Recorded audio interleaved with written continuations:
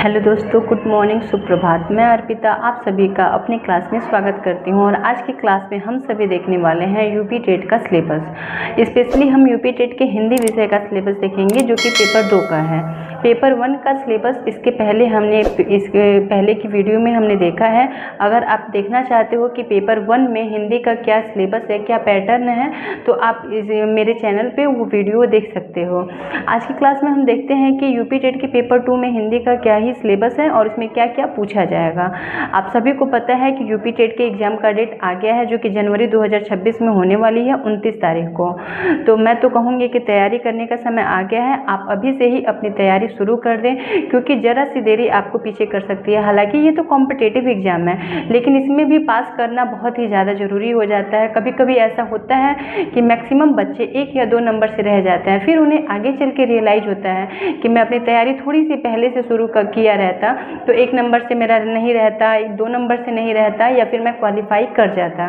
तो मैं चाहती हूँ कि आप सभी को ये रिग्रेट ना रहे और आप समय को देखते हुए अपनी तैयारी शुरू कर दें क्योंकि समय कम है और उसके बाद कहीं ना कहीं सुपर टेट की भी वैकेंसी आने की संभावना है। और अगर नहीं भी आती है, 1 मिनट के लिए आप ये मान लो कि नहीं भी आती है, तो ये पढ़ा हुआ सिलेबस जो है हिंदी का वो आपका हर एग्ज़ाम में काम देगा। तो ये आप सोच लो कि हाँ, मुझे तैयारी शुरू करनी है, अभी से करनी है, बिना अपने समय को वेस्ट किए, तो ही आप अपने एग्ज़ाम में अच्छा सा परफॉर्म कर पाओगे। अदरवाइज बहुत बच्चे हर साल फेल होते हैं, इसमें भी बहुत बच्चे फॉर्म भरते हैं और नंबर ऑफ पासिंग स्टूडेंट्स बहुत कम होता है या फिर बहुत बच्चे फेल होते हैं, अनक्वालिफाई हो जाते हैं। तो उन सभी चीज़ों को देखते हुए आपको अपनी तैयारी को शुरू कर देनी चाहिए। और रहा हमारा हिंदी विषय, तो हिंदी विषय से भी 30 नंबर के प्रश्न पूछे जाते हैं। तो बहुत सारे बच्चे ऐसे होते हैं जो सोचते हैं कि अरे हिंदी तो हम बिना पढ़े भी पास कर लेंगे, हिंदी में क्या ही रखा है। लेकिन अगर आप देखोगे कि हिंदी में 30 नंबर लाना भी बहुत मुश्किल होता है। बहुत कम ही बच्चे होते हैं जो कि 30 में 30 नंबर ला पाते हैं या फिर 30 में 29 नंबर ला पाते हैं। तो अगर आप अच्छा नंबर लाना चाहते हो या फिर 25 प्लस नंबर लाना चाहते हो तो डे बाय डे की लाइफ में, डे बाय डे के आपकी पढ़ाई में, सिलेबस में आपको हिंदी को भी ऐड करना पड़ेगा और इसको भी पढ़ते हुए चलना पड़ेगा। तो अब हम हिंदी का सिलेबस देखते हैं कि क्या है। तो हिंदी में सबसे पहले हमारा दिया है अपठित अनुच्छेद। क्या दिया है? अपठित अनुच्छेद दिया है। कोई भी गद्यांश दे देगा और उससे रिलेटेड आपसे प्रश्न पूछेगा। तो प्रश्न में या तो आपका उसमें रस से कोई शब्द दे देगा और उसमें उससे आपका रस पूछ सकता है या फिर अलंकार पूछ सकता है, ठीक है, या फिर आपसे उससे पूछ सकता है कि समास पूछ सकता है या फिर संधि पूछ सकता है उस पद्यांश से।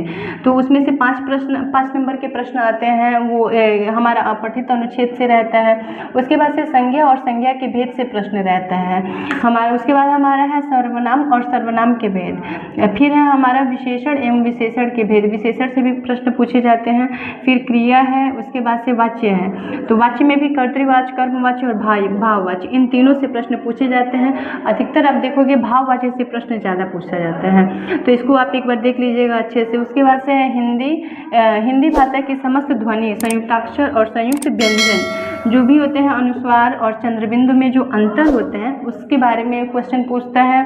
फिर है हमारा वर्णक्रम, पर्यायवाची, विपरीतार्थक, अनेकार्थक, समानार्थी शब्द। ये सभी हम देखेंगे। पर्यायवाची भी पूछता है, विपरीतार्थक मतलब विलोम भी पूछता है, अनेकार्थक पूछता है और समानार्थी शब्द पूछता है। फिर हमारा क्या है? अव्यय। अव्यय से प्रश्न आता है, अनुस्वार आता है, अनुनासिक आता है। इन दोनों का जो भी प्रयोग होता है कैसे करते हैं हम, इसको पूछता है। फिर र के विभिन्न रूपों का प्रयोग आता है। क्या है? र के विभिन्न रूपों का प्रयोग। फिर है हमारा वाक्य निर्माण। वाक्य निर्माण में है सरल और संयुक्त और मिश्रित वाक्य। सरल, संयुक्त और मिश्रित वाक्य से प्रश्न पूछता है। फिर विराम चिन्ह से प्रश्न पूछता है। फिर है हमारा वचन, लिंग एवं काल, इन तीनों से प्रश्न आता है। उसके बाद से है तत्सम, तद्भव, देशज एवं विदेशी शब्द। फिर है हमारा उपसर्ग प्रत्यय। उपसर्ग प्रत्यय से प्रश्न पूछता है और है शब्द युग्म। फिर है हमारा समास एवं समास विग्रह एवं समास के भेद जो होते हैं उससे प्रश्न पूछता है। मुहावरे हैं और लोकोक्तियाँ हैं, इनसे प्रश्न पूछा जाता है। फिर क्रिया है, क्रिया में सकर्मक और अकर्मक क्रिया है। फिर हमारा संधि है, संधि से प्रश्न पूछता है, फिर से है अलंकार। तो अलंकार में भी सारे अलंकार आपको पढ़ने की आवश्यकता नहीं है, यहाँ पे स्पेशली नाम दे दिया है जैसे अनुप्रास, यमक, श्लेष, और इसमें है उपमा, रूपक, उत्प्रेक्षा और अतिशयोक्ति। इन्हीं अलंकार को आपको पढ़ने की ज़रूरत है।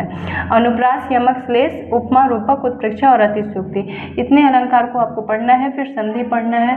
तो आई होप कि आपको ये समझ में आया होगा, और इस सारे टॉपिक को आप एक एक टॉपिक करते हुए पढ़ते चलें, और जो भी प्रीवियस ईयर क्वेश्चन पेपर होते हैं उसको ज़रूर से ज़रूर सॉल्व करें। उससे आपको काफ़ी हेल्प मिलेगी अपनी पढ़ाई में, और अपनी तैयारी को बेहतर बना सकते हैं। और ये रहा हमारा सिलेबस को समझते हुए आप अपनी पढ़ाई को शुरू कर दें। Thank you so much.